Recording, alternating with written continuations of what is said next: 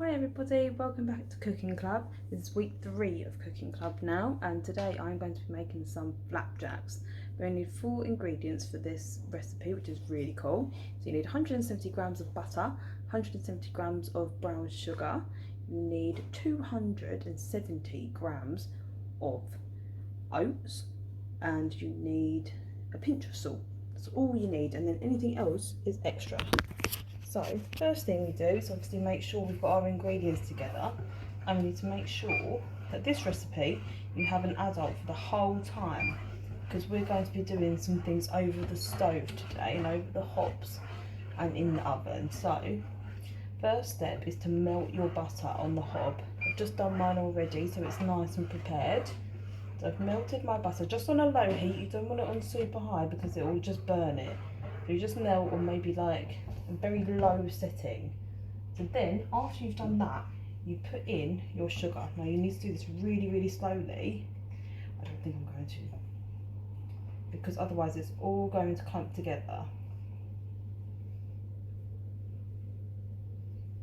So for my flapjacks today, I'm going to be adding some chocolate chips, but you can add whatever you like. So you can add some really nice things like fruit flapjacks, a nice little snack. You can also add golden syrup, that's really nice, or maple syrup. There's lots of different things that you can use to make your flapjacks. I'm just going to stir this sugar in just on the same low heat, just to get it nice and caramelised. And you need to be stirring this the whole time until the sugar melts, which can take a little while. So what I will do is I will pause this and come back when it is nice, and actually that's melted really quickly. It's just about melted already, which is really cool. Should take a few minutes, but it's actually taken not that long at all, which is excellent. So it's going to start becoming this really nice golden brown colour, where it's mixing the brown sugar in with your butter. You just need to do a little bit longer because it's not quite melted yet. Here some of the sugar crystals at the bottom, so we'll do this for a bit longer. So I'll just pause you and I'll come back. Okay, we are back, and my sugar and butter mixture is smelling amazing. So now, with that all mixed in together, you should see it's really thickened up. So what we're going to do is add a pinch of salt in here, just a little sprinkle. I've got a big one here, but hopefully your mums and dads can help you out with that, or whoever is doing this with you. Maybe it's a nanny, maybe it's a family friend, or an older sibling. And we'll just put these oats in again really slowly, because we don't want it to all pile up and go super sticky. That's all in now, brilliant.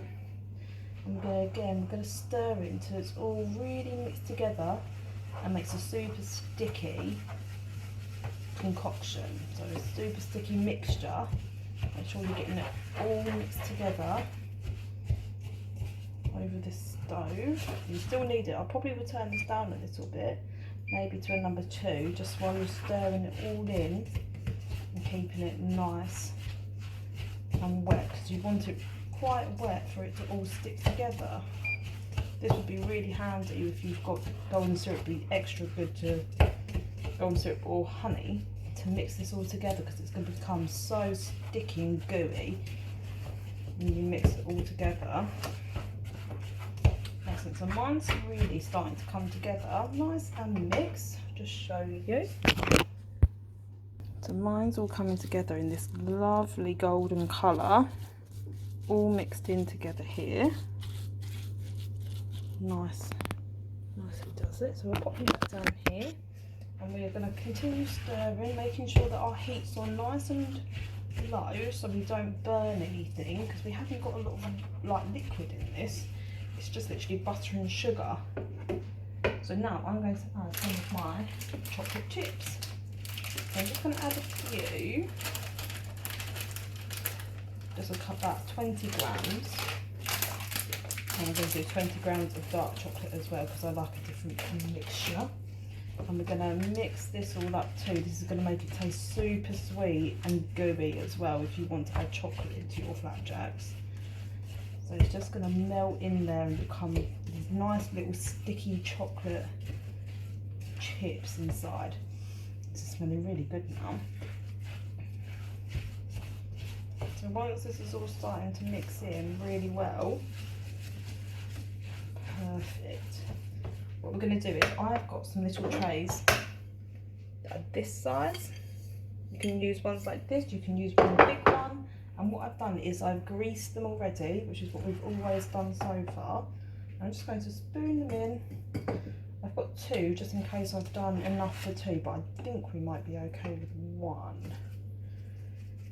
Actually, I think we might have to use both.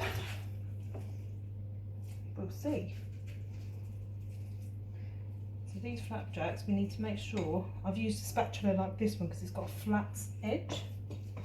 So you'll just squash them down to make sure that they're even, because we don't want them to become uneven. That would not be good because they won't look very professional if they're not the same size. So squash this down. And I'm going to do the same this side. Pop it all in. Oh, get this on.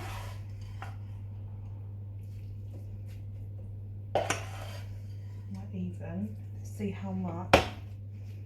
Might have even done enough to make two lots of bigger ones. That might be nice. So this should make about 12 flapjacks. And that means that they're going to be quite a fair size because we've got two of them. So we're going to want them to be quite big. So we're going to want to cut these into, probably each one, if you're going to do a small one, would be 6 in each one. Lovely deliciousness. Here, now I need to make sure I've turned my hob off because that's really important. We're not going to need that again. So make sure you get your adult to help you. You can use the sides to scrape off all the extra delicious bits that we've got and push these down. Lovely. So now I'm going to pop them into my preheated oven. The oven needs to be on about 190. That would be ideal. So now we are going to pop these in on the middle shelf for about 30 minutes until they're golden and crispy. So in that meantime, I'm going to go and do my washing up and I'll come and show you what they look like.